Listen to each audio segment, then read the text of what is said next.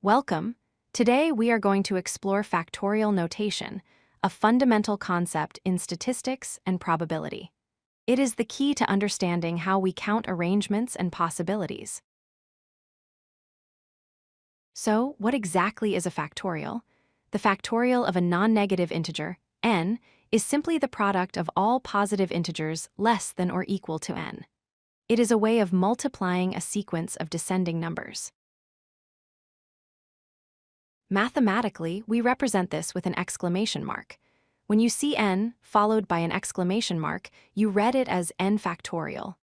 The formula tells us to start at n and multiply it by n minus 1, then n minus 2, and keep going until we reach the number 1.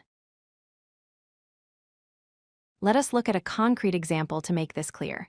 To calculate 3 factorial, we start at 3 and multiply down to 1. So 3 times 2 times 1. This equals 6. It is that straightforward.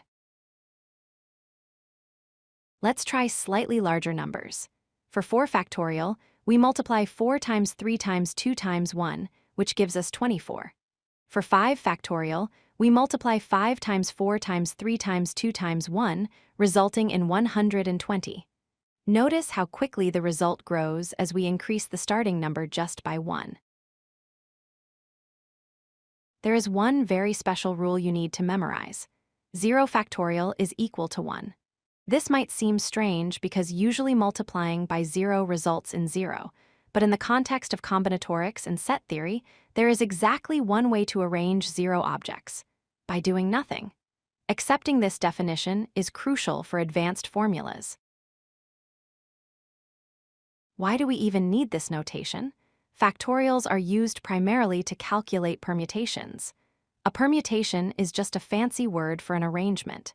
If you want to know how many ways you can order a specific set of items, factorials provide the answer. Here we have 3 colored balls: red, green, and blue. If we want to arrange them in a line, how many different ways can we do it? We calculated 3 factorial earlier, which was 6.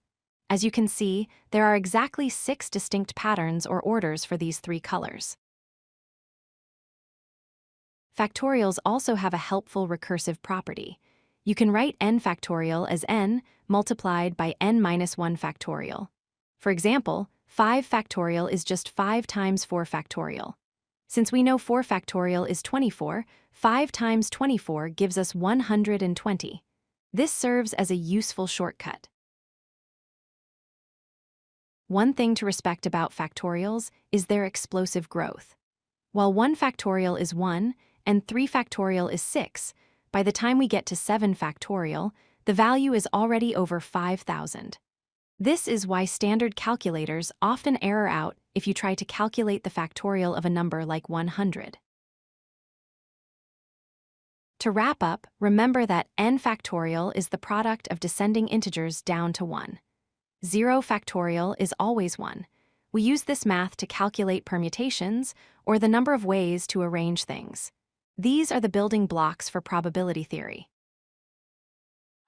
If you like this video, hit that like button and don't forget to subscribe. Visit codelucky.com for more such useful content.